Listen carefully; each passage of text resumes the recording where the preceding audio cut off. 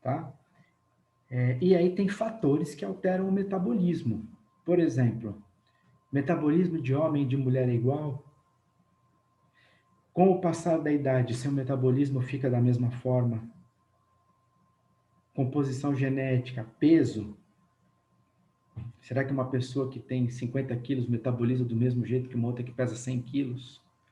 Então, existem uma série de fatores aí que eu chamo de fatores individuais, chamados de fatores ambientais internos, que podem alterar o metabolismo, né? Então, assim, ó, os fatores que alteram o metabolismo, os internos: sexo, idade, peso, estado nutricional, atividade, temperatura do corpo, fauna e flora intestinal, gestação, estado emocional, outros agentes químicos, né? Se você está usando um outro fármaco, hidratação, composição genética e estado de atividade enzimática. Hidratação também é um negócio muito importante, que a maioria das pessoas não liga, né? Acha que é bobagem essa necessidade de tomar água. Então, eu conheço gente que não toma água o dia inteiro. Ah, eu não gosto de água, eu não gosto. Eu gosto de tomar suco, cerveja, refrigerante.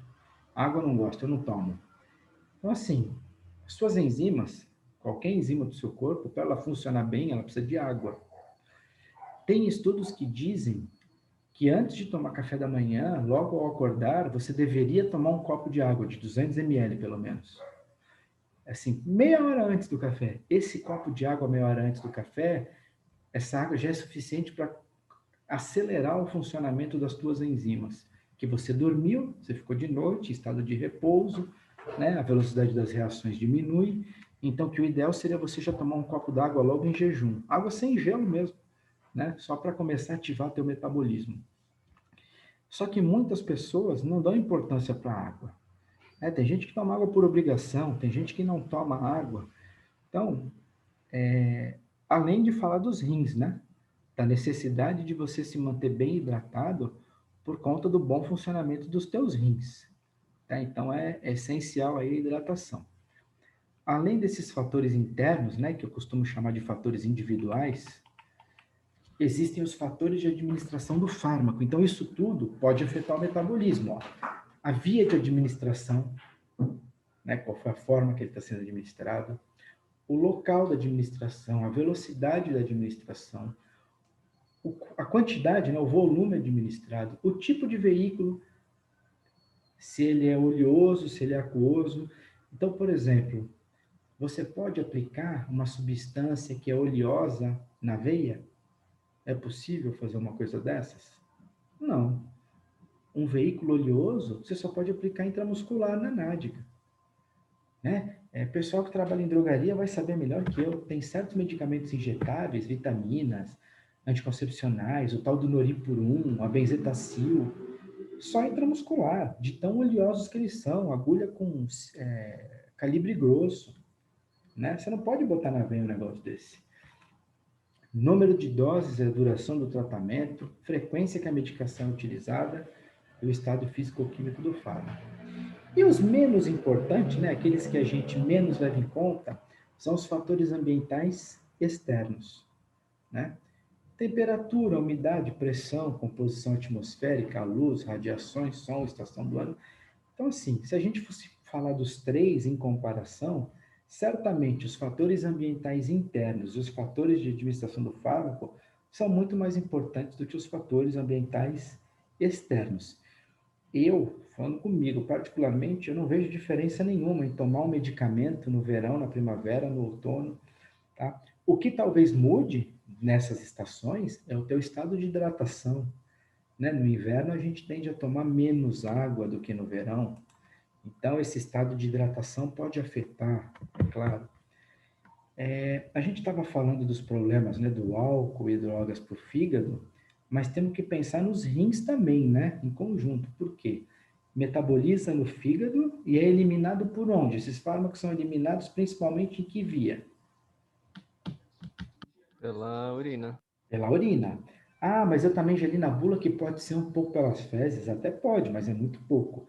Principal via de eliminação é da urina, tá? E quem é que elimina? São os rins, né?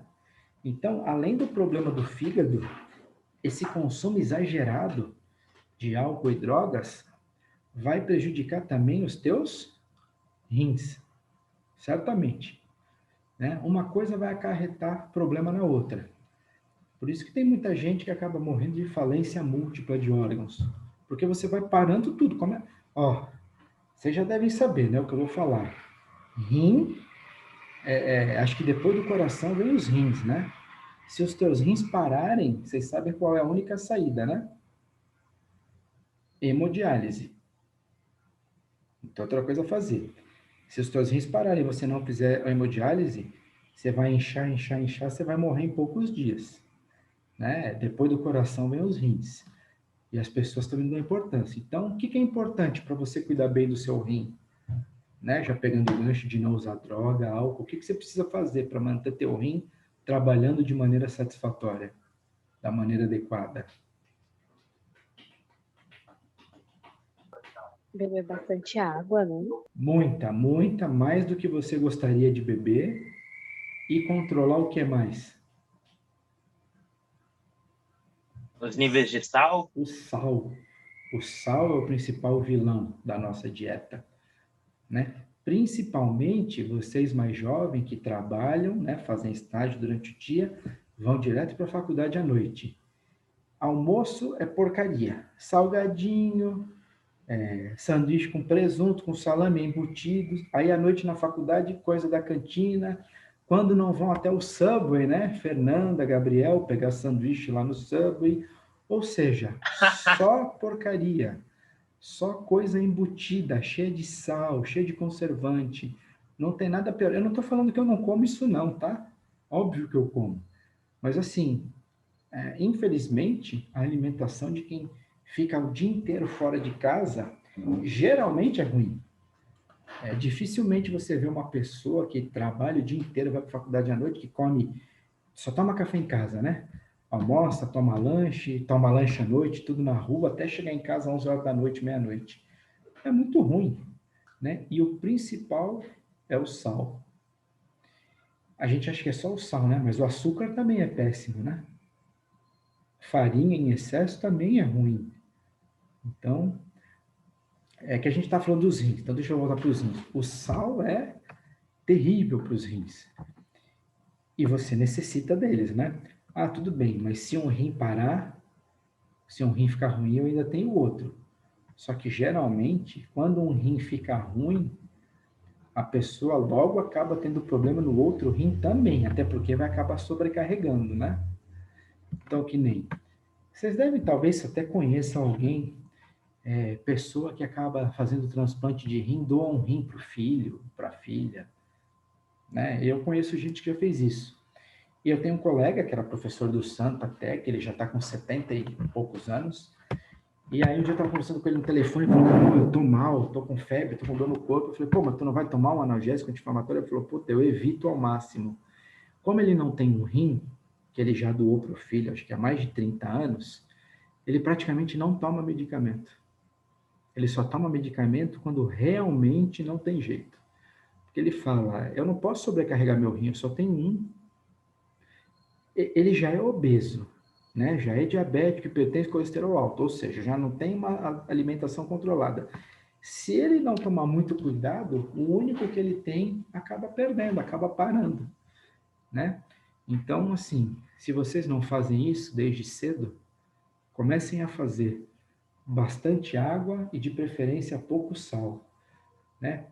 Produto industrializado, embutido, pelo amor de Deus, é a pior coisa que tem para os teus rins, para a tua alimentação, para os rins e para o coração, né? Isso tudo aí vai virando uma bola de porcaria dentro do nosso corpo. Professor, Quem? Pode falar. Quem está falando? Walter. Uhum. Vamos supor, a gente almoça no restaurante, a comida tem muito salito, hoje não sei se tem e você fica com muita sede, você vai tomar, você não vai fazer a troca, vamos supor assim, o rim vai trabalhar mais, você tomando bastante água por causa do sal, ou não? Então, vamos lá. Quem tem problema renal, Walter, quem faz hemodiálise, não pode se entupir de água também, não. Justamente porque o rim da pessoa, já é debilitado, já praticamente não funciona. Então, ele não pode comer zero sal e água é muito pouco que eles bebem. Vamos falar você, uma pessoa normal, que não tem nenhum problema de saúde e que acaba comendo uma comida muito salgada e tomando muito líquido. É melhor você tomar mais líquido para tentar eliminar tudo isso que você comeu do que tomar pouco líquido e deixar isso concentrar no teu organismo. Então, vamos pensar no medicamento. Ah, você tem uma boa alimentação, mas você toma medicamentos. Mas a sua alimentação é ótima.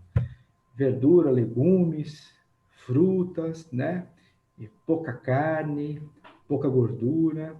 Mas você tem uma alimentação ótima, toma medicamentos por necessidade e não gosta de água, não bebe quase água. Adianta ter uma alimentação tão boa se você também não está eliminando, porque para que serve a água? Você não elimina os fármacos pela urina? Então você tem que tomar água, que é para poder filtrar o sangue e aquela água carregar aqueles metabólitos para fora do organismo. Né? Para você carregar tudo aquilo para fora, porque aquilo é toxina para o teu organismo. E quanto mais água você tomar, você não vai urinar mais? Você não vai mais no banheiro? Você aumenta a velocidade de eliminação. Né? Uma das coisas que a gente vai falar nas próximas aulas sobre a aceleração do metabolismo, aceleração da excreção é isso.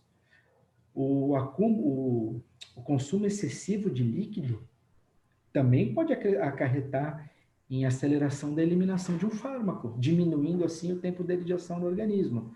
Então, né, o cara fala, eu vou parar de beber porque eu estou tomando antibiótico. Aí todo mundo sabe que cerveja também aumenta a diurese e acaba eliminando mais rápido o antibiótico. Tá bom. Hoje eu não vou beber. Aí o cara sai e toma 5 litros de água. Não vai aumentar a diurese do mesmo jeito? Claro que é melhor tomar água do que cerveja, mas você está tomando em excesso do mesmo jeito. Você vai aumentar a diurese de qualquer jeito. Né? Mas o excesso de água é bom. O que é ruim é o excesso de sal. Né? O teu rim só com água, ele não vai estar trabalhando, ele não está filtrando nada. Se você está tomando água, ele está filtrando outras coisas, outras substâncias. Certo? Eu esqueci de falar um negócio. Deixa eu tentar lembrar do negócio do placebo lá atrás. Daqui a pouco eu vou tentar lembrar.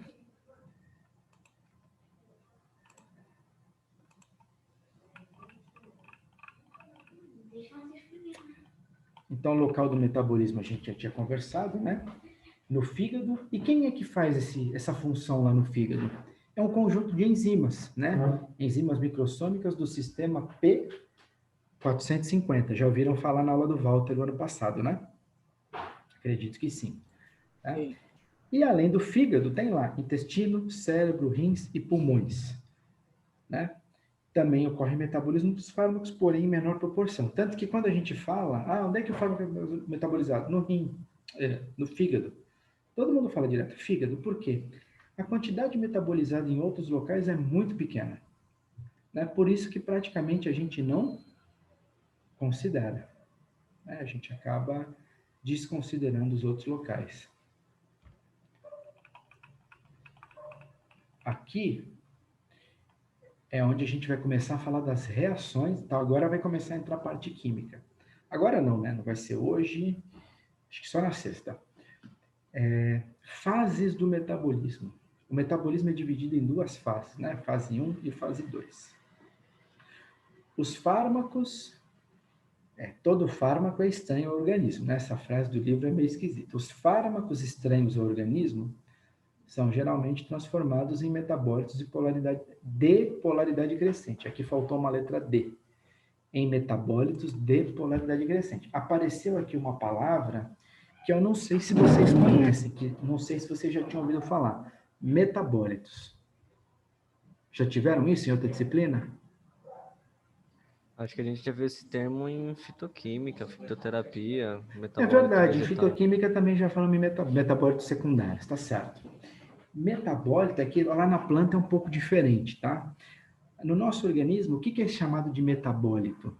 Metabólito é o produto da metabolização do fármaco. É aquela substância na qual o fármaco é transformado. Então, o fármaco sofreu metabolismo, vira um metabólito. Um ou mais, né? Às vezes a molécula é quebrada, vira mais de um metabólito. Tá? Então, os fármacos estranhos ao organismo são geralmente transformados em metabólitos de polaridade crescente. Não é pelos rins que vai eliminar? Não é pela urina? A urina não é a base de água? Água não é um solvente polar? Então, está aqui, ó, em metabólitos de polaridade crescente, até que possam ser excretados pelos rins. Então, para facilitar essa excreção, o fármaco tem que ser metabolizado, tornando-se cada vez mais polar, facilitando assim a sua dissolução em água e a eliminação pelos rins. Tá? E aí esse esquema abaixo indica como os fármacos são metabolizados. Então, ó, de A para B e A para B' é a primeira fase do metabolismo. Tá? De B para C ou de B' para C é a segunda fase do metabolismo. Então, aqui tem os nomes das reações de fase 1 e fase 2. Então, olha só, fase 1, acontecem reações de oxidação, de redução, hidrólise e desmetilação, apesar de que o livro não coloca nenhum exemplo de reação de desmetilação. Tá? Não tem nenhum no livro, mas ele cita aqui. Então, o livro tem vários exemplos de reação de oxidação, redução e hidrólise. Fala para mim, vocês viram isso ano passado, mais ou menos essa época do ano, março, fevereiro, março. Qual é a definição de uma reação de oxidação? O que acontece numa reação de oxidação?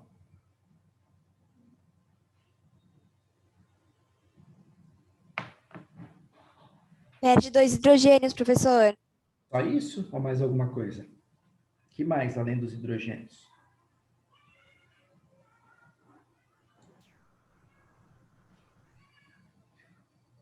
Perda de hidrogênios e elétrons, né? Verdade, professor. Verdade. E, por vezes, nem sempre, ocorre também a entrada de um oxigênio, de um átomo de oxigênio. Mas isso não é obrigatório. Por definição, reação de oxidação é uma reação onde há perda de elétrons e perda de hidrogênio. Tá bom, esse é um tipo. Só de reações de oxidação, gente, acho que são 8 que a gente vai ver. Só de oxidação. Tá bom, se isso é a definição de oxidação, qual é a definição de reação de redução? Redução é a criação de ligação dupla através da retirada de algum Redução não vai criar ligação dupla, não. Não. Por definição, reação de redução é entrada de hidrogênio, ganho de hidrogênio e elétrons. É o oposto da oxidação. Tá? A redução que você está falando, Guilherme, ainda seria o oposto. Seria um composto que tem ligação dupla e os hidrogênios quebram a ligação dupla e são adicionados à molécula. Ou seja, a molécula final ganhou hidrogênio e ganhou elétron. E não o contrário. Não tirar hidrogênio para formar uma dupla. Aí seria oxidação. Tá? Reações de redução, se não me engano, são 3 que tem ali no livro. Hidrólise. O que é uma reação de hidrólise? É a quebra de um composto por uma molécula de água? A quebra de um composto promovida pela água, ou seja, uma molécula vai virar 2. Né? Existem 2 tipos de reação de hidrólise. Hidrólise de amida e hidrólise de éster, que tem aí no livro. Tá? Então, essas são da fase 1. Desmetilação, ele não colocou nenhuma reação, mas pelo nome é simples de entender. O que seria uma reação de desmetilação? É um composto que tem um grupo metila e ele perde esse grupo metila. Né? E na fase 2, são as reações de síntese ou conjugação. Vamos usar a palavra conjugação, que é mais fácil para entender. O que significa conjugar?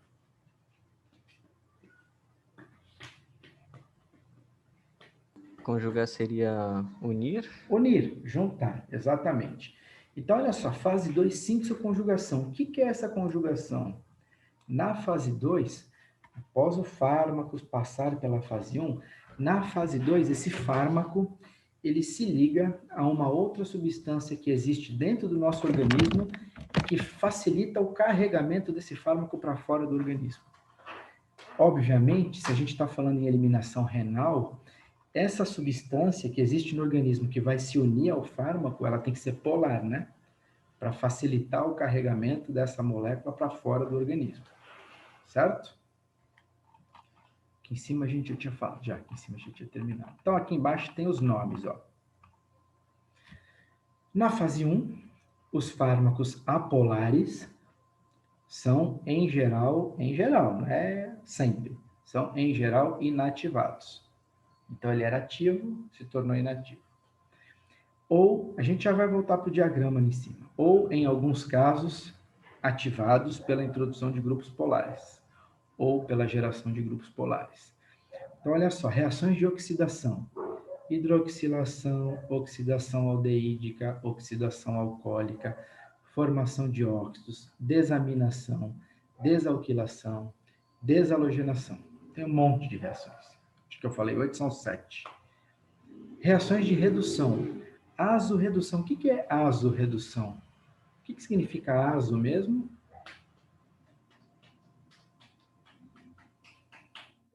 Azo tem a ver com nitrogênio. Lembra do final do ano passado? Sais de diazônio. Eram aqueles compostos nitrogenados, 2 nitrogênios. Então, azo-redução é uma redução de compostos nitrogenados. Nitroredução. Redução do grupo nitro, que também apareceu lá na SAR, né? O NO2. Redução aldeídica ou redução cetônica, que são semelhantes. Hidrólise, aqui tem um errinho. Hidrólise, olha o que ele fala, profármaco. O que é profármaco mesmo? Fármaco que não tem efeito. E ele precisa ser metabolizado para começar a ter efeito, não é isso? Isso. Então, hidrólise é um tipo de reação de metabolismo característica para profármaco. Ele acaba ativando o profármaco, transformando ele no fármaco. Né? No fármaco ativo. Aqui está escrito errado. Aqui em cima está certo, tá? Desaminação. Perda do grupo amina. Aqui embaixo, eu errei na hora que eu escrevi. É desamidação. Tem que trocar esse N aqui por um D de dado. Essa hidrólise é de uma amida. Então, é desamidação. Conserta aí para mim. E o outro tipo de hidrólise é desesterificação. Vocês viram essas duas reações no último bimestre do ano passado, em derivados dos ácidos carboxílicos. Apareceu hidrólise de éster, hidrólise de amida, tá? E retirada de grupos apolares para expor grupos polares. Então, vamos dar uma olhada ali em cima no diagrama. Olha só as possibilidades da fase 1.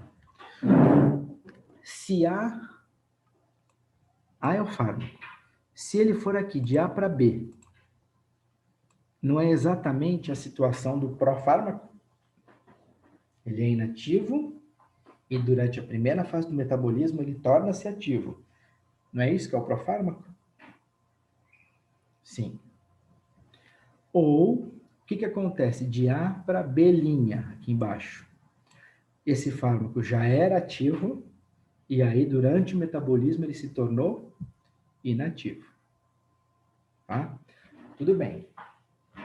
Então, aqui em cima agora, B. B é um fármaco ativo, não é? Em A ele era inativo, quando ele se transformou em B ele tornou-se ativo. Então, na fase 2 ele precisa ser inativado para ser eliminado. B' agora, aqui embaixo, B', ele já tinha sido inativado na fase 1, então ele já pode ser eliminado na fase 2. Ele não precisa sofrer um outro processo de biotransformação. Tá? Ou ainda tem esse caminho aqui direto, né? De A para C. Olha só, o fármaco não sofreu nada na fase 1, ele já é ativo. Na fase 1, ele não sofreu nenhuma reação de metabolismo, tornando-se, né, sendo inativado apenas na fase 2. Reparem que de A para C é diferente de A para B, hein? Ele pulou a fase 1 aqui, nessa situação do meio. Tá?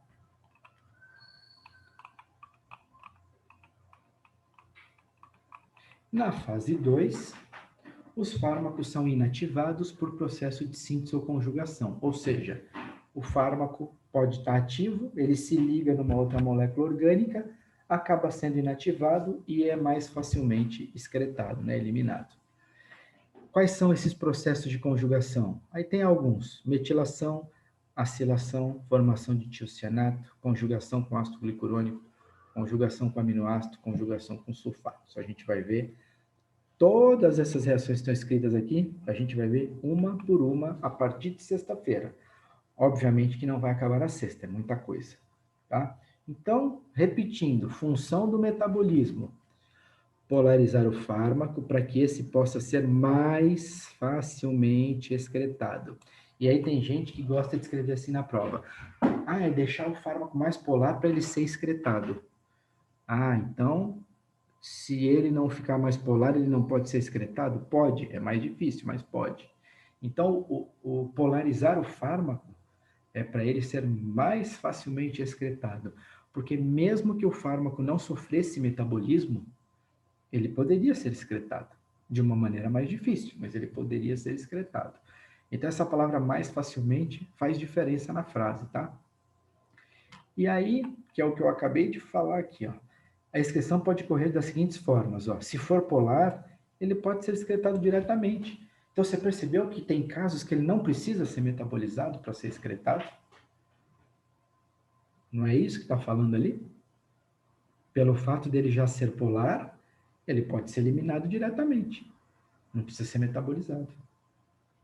Se for apolar, ele vai ser eliminado, mas antes ele precisa sofrer algumas reações de oxidação, ou redução, ou hidrólise, desmetilação, ou síntese ou conjugação. Não significa que ele tem que sofrer todas as reações. Tudo isso depende da função orgânica que o fármaco tiver. Essas reações que a gente vai começar a ver, pessoal, são reações por funções orgânicas, tá? Ah, mas e se lá no livro tiver mais de uma reação para o mesmo grupo funcional, qual que vai acontecer? Sei lá, pode acontecer as duas. Algumas moléculas reagem por uma reação, outras moléculas reagem com outras. Eu não tenho como saber, tá? Vamos ver aqui só o primeiro. Andine, Oi. essas são as únicas reações que acontecem? Não, Olha, tem várias. não, aí já são várias, aí já são em torno de 17 ou 18. O que o livro apresenta é essa. Eu desconheço se tem mais alguma outra diferente dessas. Entendi, então. É só essa, só era uma curiosidade mesmo. Tá. Eu vou só... Fala, Ana, fala. Eu queria saber, se o medicamento for apolar, ele precisa necessariamente passar pela fase 1 e 2, ou é a fase 1 ou a fase 2? Assim, ele já é ativo? Ele não é profármaco? Ele já é ativo. Já é ativo. Não é obrigado a passar pelas duas fases, mas ele pode vir a passar pelas duas. Não é obrigado, mas pode acontecer. Tá bom, obrigada. Tá? Porque às vezes, Ana, você pode ter um fármaco com uma estrutura muito grande, muito apolar, e mesmo após ser metabolizado na fase 1, ele ainda não ser polar o suficiente, necessitando de uma segunda metabolização na fase 2 para conseguir eliminar esse fármaco. Mas isso não é regra, não é que sempre vai acontecer assim. Certo? Bom, obrigada, professor. De nada. Então vamos ver como é que vai ser na sexta. Eu vou mostrar só o primeiro exemplo, que nem eu mostrei hoje de manhã, mas eu nem vou para aquilo que eu fiz à mão, eu vou ficar só aqui. Tá? Então assim, ó, do jeito que está aí na tela, que vocês estão vendo, eu tirei do livro. Tá igualzinho para no livro. O que eu fiz à mão? Eu melhorei um pouco isso aí para ficar um pouquinho mais fácil para você entender. Além do que, vocês estão vendo que aqui ele chama tudo de R'? O que é R' mesmo? Cadeia carbônica? Cadeia carbônica. Então, no que eu fiz à mão, eu fiz do jeito que está aqui, R', e embaixo eu pus exemplos. Eu coloquei cadeia carbônica aí no lugar desses R's, tá? Só para exemplificar. Então, vamos lá. Só para você entender como é que vai ser a partir de sexta. Então, primeiro, nós vamos falar de todas as reações de oxidação. São 7 ou 8. Tá? Vai até a letra G. H, 8. 8 reações. Tá bom. Primeira reação. Se você entender o nome, era o que eu falava para vocês no ano passado na Química Orgânica. Se você entender o nome da reação, é 50% do caminho. Então, o nome da primeira reação de oxidação, né, que é uma reação que vai haver perda de elétrons e perda de hidrogênio, chama-se desalogenação. Lendo esse nome, deshalogenação, o que é que vai acontecer aí com esse fármaco? Vai retirar o halogênio. Vai retirar um halogênio, que no caso aqui do exemplo é o cloro, né? Mas se tivesse escrito bromo, serviria também, não serviria? Sim. Iodo também, né? É que aí no livro ele resolveu usar o cloro. Mas ele não falou descloração. Ele falou desalogenação. Pode ser qualquer halogênio. E aí, Flúor também entra também, né, professor? Raramente você vai ver compostos fluorados, mas também poderia entrar. Sim, se tiver flúor, também entra. Tá?